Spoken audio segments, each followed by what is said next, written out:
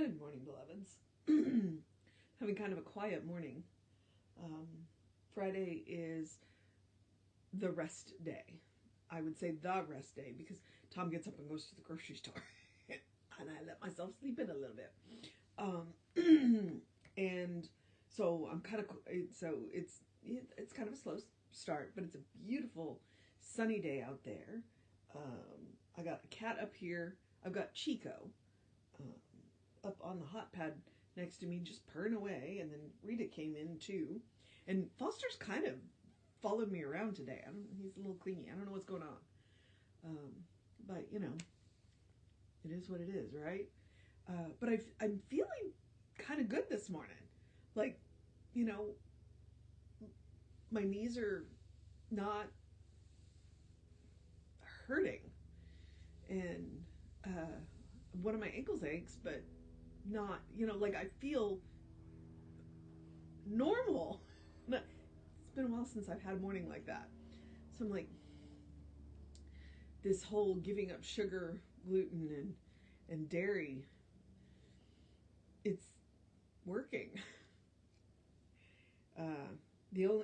What is slightly concerning is that the doctor whose book I'm reading is like, if you have an autoimmune, you should never eat gluten again. And I'm like, wow, that's quite a commitment.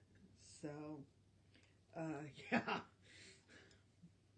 And then I also am grateful that there was not a whole lot of added sugar in my diet already, because one of my friends gave up sweets for Lent, and he went through sugar withdrawals, and I was like, okay. Now I didn't I gradually pulled this stuff out of my diet. So I gave myself 3 weeks to pull it out of my diet. So that probably helped with the withdrawal. And I'm still allowed to have stevia. So I haven't given up sweets completely.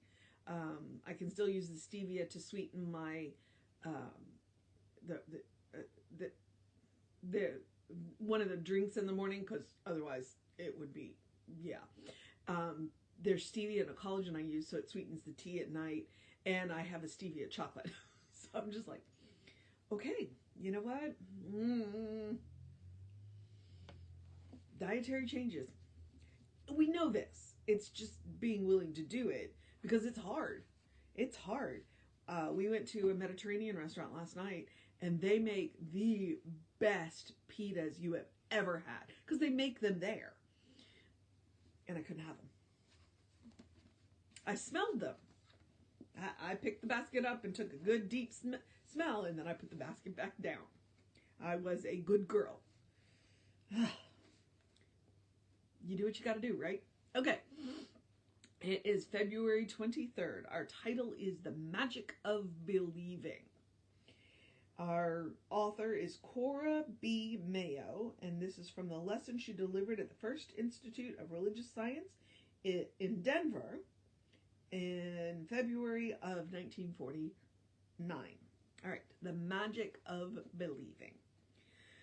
Let us refresh our minds as to what we believe. We believe that we are true children of God, and that we are placed here as channels through which God can express. We believe that there is only one mind, the great universal mind of God, which is spirit. We believe that all manifestations in the material world are made of this spirit. We believe that we, as the true children of God, can demonstrate anything we wish in our lives. And if we do not, the responsibility is entirely our own. That we do not may be due to a lack of understanding, a matter of indifference, or most telling of all, it may be because our faith is shaky. If our faith is absolute, then we are one with the Spirit, and nothing is impossible for us. People, meaning each of us, is an individual expression, of the one great universal mind, for the purpose of expressing and bringing forth God ideas. Within people, there are two states of consciousness. The conscious mind, which we express our will and desire, because of our free will and the subconscious mind, which manages all of the automatic detail required to keep our marvelous and complex bodies in operation, and which also takes orders from the conscious mind and brings them to fruition in the material world. People have within themselves the power to control. They have dominion. They can carve, let's see. They have dominion. They can carve out their own destiny. They can make their own fortune. You have control. You have dominion. And you can carve out your own destiny. This you either do consciously or unconsciously. You are the master of the creative force working within you and demonstrating through you.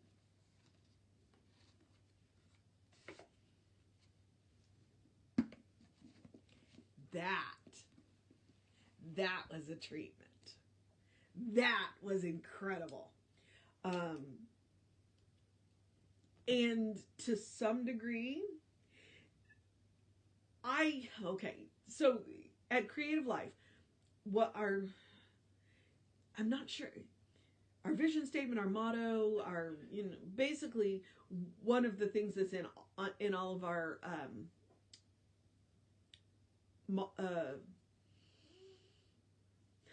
advertising, I guess, is I never knew there was a place that believed what I do. Okay. So I'm the daughter of an engineer. My mother was an electrical engineer. My father's a fantastic businessman, but my mother was an electrical engineer.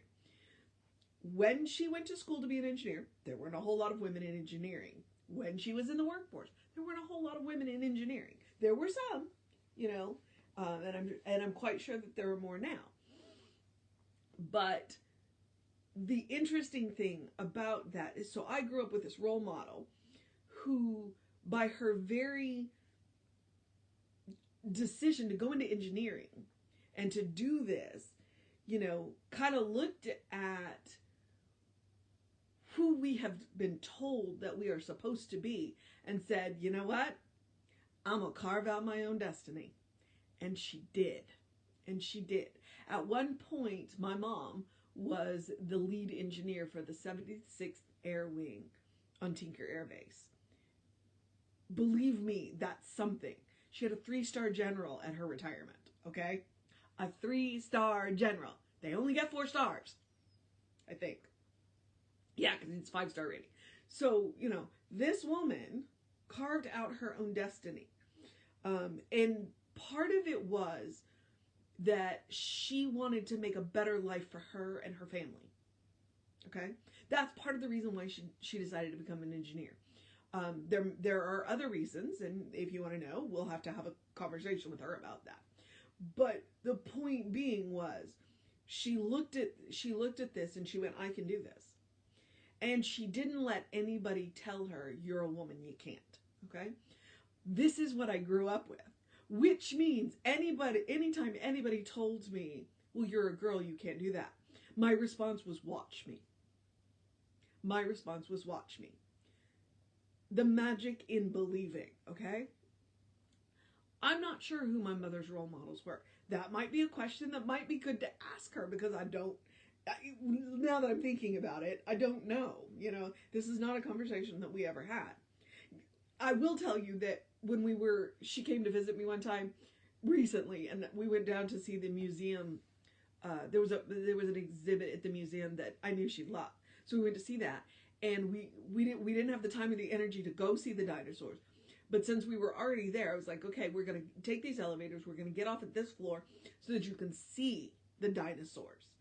Because the dinosaurs are on the first floor, and there's a second story overlook where you can just look and see a whole lot of them. And she said, if I had been born rich, I would have been a paleontologist. So that should tell you something. I was just like, okay. But she wanted a better life for herself and her family. She became an electrical engineer. I'm one of those kids. I'm a Gen X. I'm firmly Gen X. Like, right, smack. There is no question that I'm Gen X. But I'm one of the kids that grew up with a computer in my house. Like, when she went to school, at one point, she ordered a kit and built a computer in our basement. So, like, my conscious mind and my subconscious mind were both trained early on in this idea of, if you want it, you can have it, if you're willing to do the work. Okay? Because my mom worked. And, our family sacrificed. When she was at school, she would be gone for a week, and she'd come home on the weekends. And then, and then go back. So she'd be gone for I think they were at the quarter system. So, and she did that every other quarter for a couple of years, And so my brother and I both stepped up and, like, learned to do laundry and learned to do housework and learned to feed ourselves. We were the children that our parents would get up and go to work before we had to get up. So we would get up with alarms, feed ourselves breakfast and catch the bus. And we lived in such a place that if we didn't catch the bus, we didn't go to school. So we didn't miss the bus. So I grew up with this notion of, if you're willing to work for it, you can have, and I'm going to use the word anything. Okay. And so both my conscious mind and my subconscious mind were trained that way. So science of mind was a natural fit for me, because science of mind said, if you're willing to do the work, you can have anything you want. So I came in with that already well-trained subconscious, well-trained conscious mind, and went, yeah, no, I can do this. I can do this. Did I know what I wanted when I came into science mind? No. Did I expect to be a minister? Heck no. But that's been my experience. That's been my life. That's been how, and so that's what she's talking about. We can carve out our own destiny. We have dominion over our own lives if we are willing to do the work and willing to train both the conscious mind and the subconscious mind. Okay? The mind that we use is this amazing universal mind. All right? We use, we've taken we've individualized out a little portion of it for ourselves. But because we access that mind, we have access to anything in that mind. Again, if we're willing to do the work. That does require us to get quiet and to listen. Now, okay, so humans aren't great at that. That takes practice, which is the point of meditation. Good news. And there are a whole bunch of different kinds of meditations, including moving meditations for those of us who don't sit still well. All right, because some of the best meditations I've ever gotten were done in the park running. I walk now, but, so the magic is in the believing. How do you get to the believing? Well, part of it is to look around and see, okay, to find the examples of where what you are interested in is being done, and surround yourself by those people. I saw it yesterday. It said you can't change the people around you, but you can change the people around you. Okay? So the people that are in your life, you can't change them. But if they are not supportive to your goals, you don't have to keep them in your lives. You can go find people that are going to be supportive of your goals, who are going to believe in you, who are going to back you, who are going to know for you when your faith is a little shaky. That is the benefit of community. All right? I love the idea of, my undergraduate degree is in anthropology. Humans are social. They are community. They need community. We need each other. And so what you want to do is find the people that believe what you believe, support what you believe, believe in you and support you, and you can do the same. That's the and then and then your conscious mind gets on board. And when your conscious mind gets on your board, then your subconscious mind will fall in line. It's one of the things that Reverend Jesse's been talking about for the last couple of months. It's like, look, you've been using these principles the whole time. You've just been doing it unconsciously. So our goal now is to get you to use them consciously. All right? So that you come in and can say, okay, this is what I'm working on. This is what I'm working to. This is. Then you create. And really, honestly, I get weird about the word dominion. Okay, I do get weird about the word dominion. Because I think it's been used when God gave us dominion over the earth, no, he gave us stewardship over the earth. God gave us stewardship over the earth. Not dominion, not do as you will, but do what's best, okay? But really, honestly, in your own life, what do you have dominion over? Your feelings, your thoughts, your choices. If you start there, you're capable of anything. Because frequently, there are going to be situations that the only thing you have control over is your feelings. That's again, community. The only thing I have control over is my feelings. Okay, fine. I don't like how this makes me feel. What am I going to do about it? So now I'm going to think about it, and then I'm going to make a choice. That's where our dominion lies. And I will remind you that no choice is still a choice. All right? So remember that. Start with the feeling, take a look at the thoughts, and then make a choice. And here is the good news, because remember how she mentioned free will in there? You can change your mind.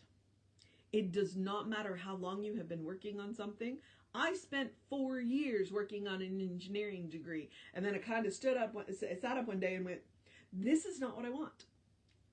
And I changed majors. Okay, which is why I have a degree in anthropology and not a degree in engineering. Okay, I spent 4 years, and how much student debt working towards that engineering degree. And then I met a couple of professors that clearly showed me, and I also started hearing internships stories, and I went, these are not my people.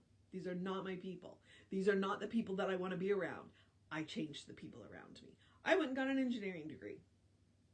An anthropology degree. That degree ended up bringing me to Texas because I was chasing a specific program. My choice to move to Texas, once I kind of decided, you know what, I don't want to write grant proposals for the rest of my life. So I dropped out of the master's program, moved to Houston, indirectly, but moved to Houston, got a job, started working in a health food store, and kind of went, these are my people. And then, and you can see. So, this is where your power lies. The magic in believing. This is what our author's talking about.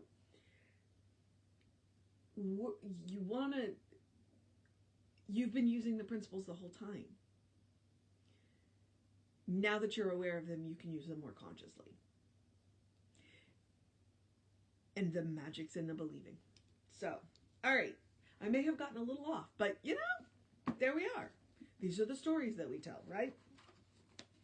Okay, so let us refresh our minds as to what we believe.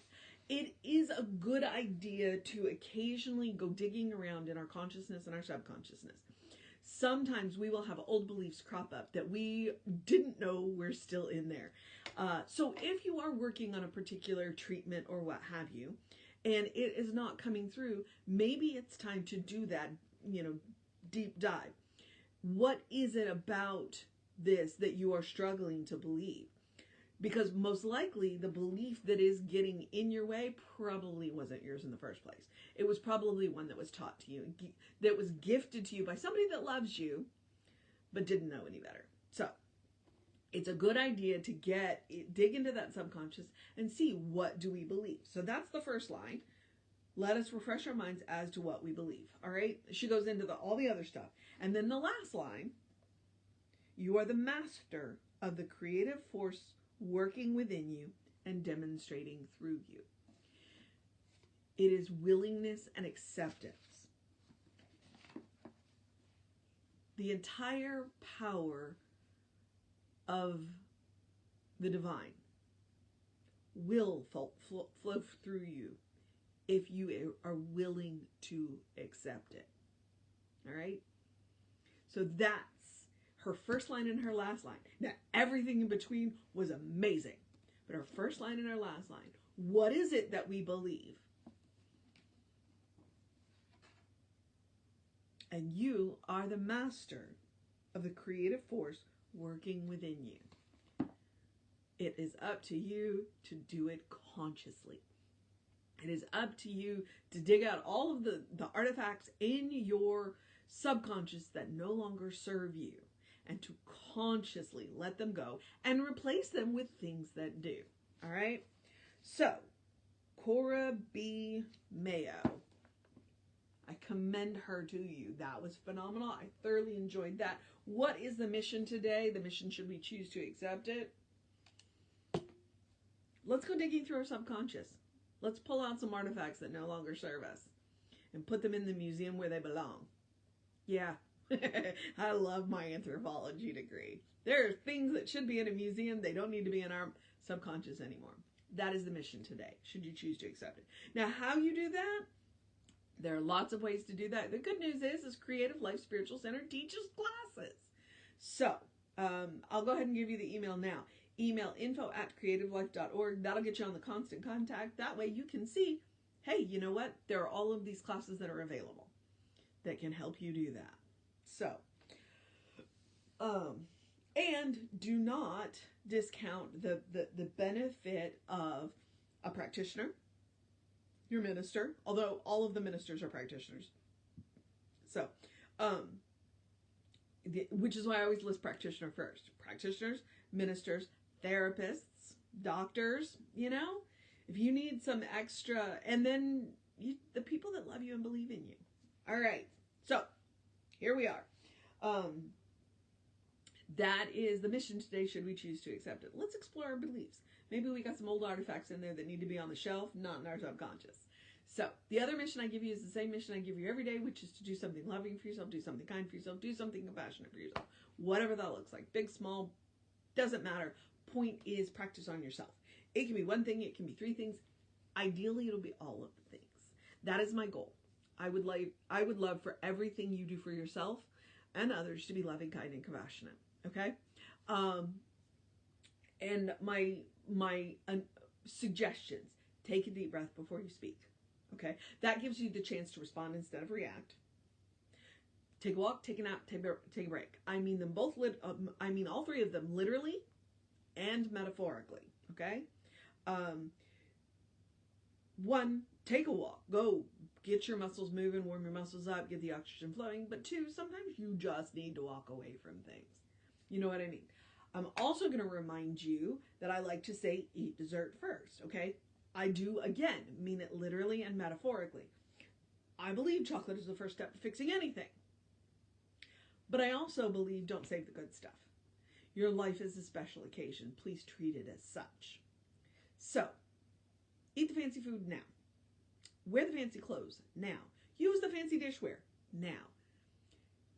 Don't wait for a special occasion. Make the occasion special.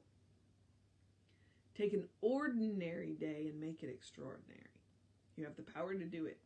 Okay? And then the last suggestion is the suggestion about joy. Joy is a quality of God. Therefore, joy is a quality of you. Because you are an individuation of the divine, right? It doesn't matter what's going on in the world. It doesn't matter what's going on in your life. You still deserve joy. So please make room for it. Please make room for it. All right? Okay. The rest of the suggestions are basic self-care. Because we do live lives of service, it is what it is, right? Do something to engage your mind and your body. Unless today's your day of rest, you deserve one of those. Drink plenty of water. Hydration is super important. Your brain works better, your body works better, your skin looks better when you're well hydrated. Get that early in your day bright light. I did lean into the artificial light yet because I haven't been out in the sun, but I'm looking forward to it because the sunbeam on the floor is amazing. And it's 5 to 10 minutes of bright light as soon as you can get up. You know, if I had the wherewithal to get up and run outside and get that early morning sun for 5 to 10 minutes, I am not that person. That's why I go for a walk in the morning to get that early morning light. And if you need more support than you're getting from the light in your house, you can Google sun lamp or seasonal effect disorder light. They're not expensive. Do not spend a whole lot of money on it, but they can be very helpful. All right. I have an Ernest Holmes quote. Open the windows of your soul. Allow the breath of heaven to remind you that you do live in heaven right here, right now. It is all around us all the time. Okay? That reminds me of two things. It's all God, which is what Cora said. We are God. We are the divine made manifest. Everything around us is the divine made manifest. Okay? It also reminds me that heaven is not a locality. That is a quote from Ernest Holmes also. Heaven is not a locality. It is not a place we have to get to. It's a state of mind. It's a state of consciousness. When we realize that, one, then you recognize heaven is a state of grace, okay? It is a gift of the Spirit, that is for sure. It's a gift of the Christ consciousness also, if we want to use those terms. But it's also a superpower. Once you learn to create that heavenly mindset, any place you are can become heaven. Who wouldn't want that?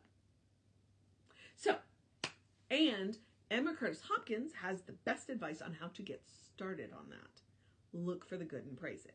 This month, what I've leaned into is, and it doesn't matter when you do it, first thing in the morning when you wake up, right before you go to bed, you know, or just in the middle of the day when you need a boost, write down 3 things that you're grateful for.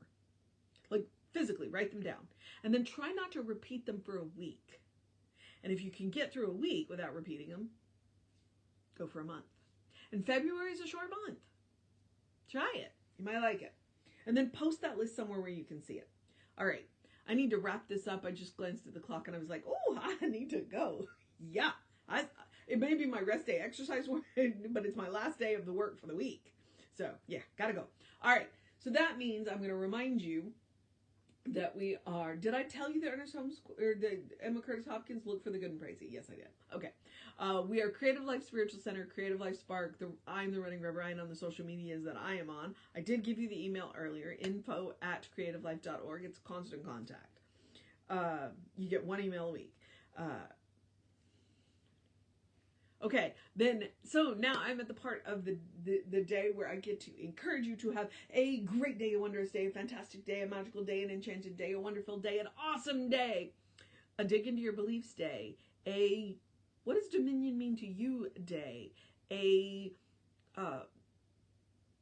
everything just flew out of my head day, a silly day, a Friday, a talk to somebody that loves you day, a pet your fur babies day, a good day, and if that's too much pressure, simply have a day. You are enough, just as you are. You're a beloved expression of the divine. You are a brilliant light, a divine spark. You are spirit in motion. You are God in action. Or, as Reverend Jesse likes to call it, you're a godling. All right, beloveds. I'm going to wrap this up. I'm going to remind you that Reverend David will be on around 5 p.m. with you. I'll be back with you around 9 a.m. tomorrow. I get to go to the park tomorrow, so I'm super excited about that. Take care of yourself. Know that you are loved. And I will see you next time.